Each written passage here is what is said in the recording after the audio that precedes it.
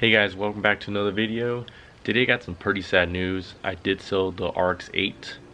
I like the car, but I wasn't really in love with the car, so that's the reason why I got rid of it. There's nothing bad about the car, I just didn't really love it. As you can see, me and Chris been working on his RX7.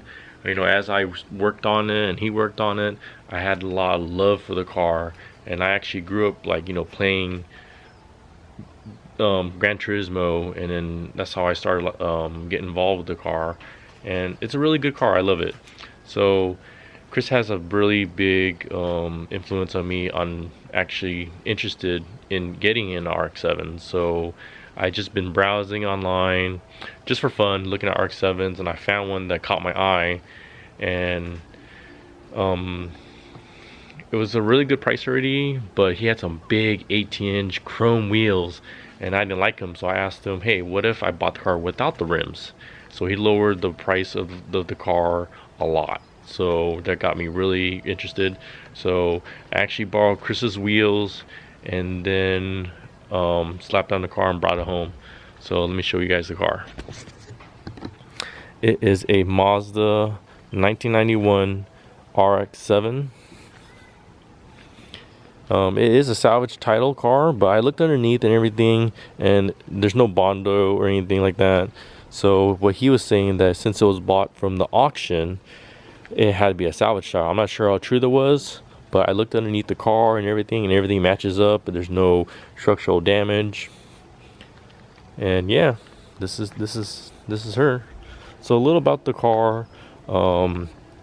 Somehow from the factory, Mazda, when they painted these cars, always the white ones, there's always the white RX-7s, the paints just like chip off. So you can, on the metal actually, so you can see here, this is a plastic bumper and the paint's still there. It's just that the any metal on the any paint from on the metal, it just chips off. So the story is that the guy went to a car wash and used a pressure washer, and the paint just like flaked off. And yeah, and then I actually went home too and I did the same thing, and then the paint just started flaking everything off. But other than that, the body is straight, it's clean.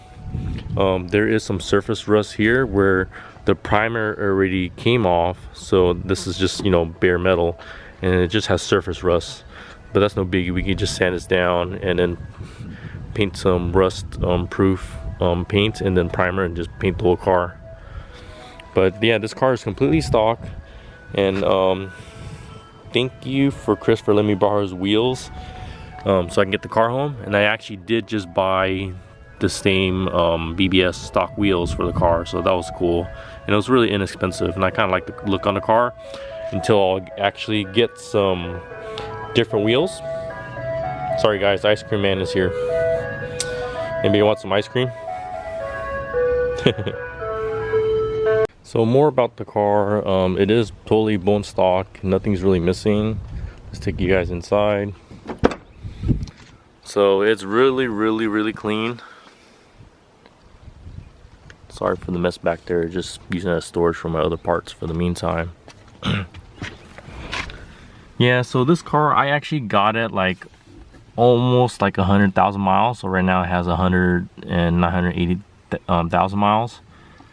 Yeah, completely bone stock in here. Everything's functional. The only thing that's broken is this driver window switch. It's a common thing. These are brittle, so over time, you know, they just break. So I've been using like this Allen wrench to put the window up and down. I know it's ghetto, but this piece right here alone is like $50–70. I don't feel the need to buy it yet because I don't really drive the car. Other than that, that's pretty much it for interior. And it's kind of cool too because he has these OEM floor mats still. Take you guys under the hood.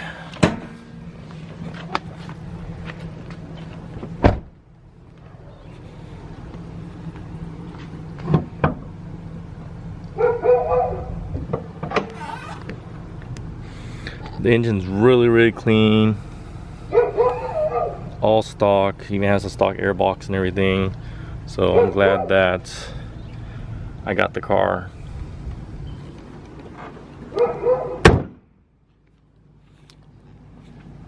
Other than the paint, like stripping, and then the little surface rust on the roof, it's really clean.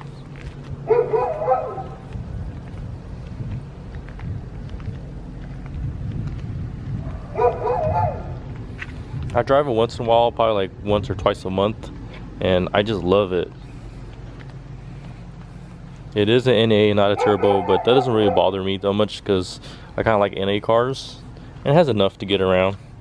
And handles pretty well, but the shocks are kind of worn out already, so we'll replace with some Culvers later.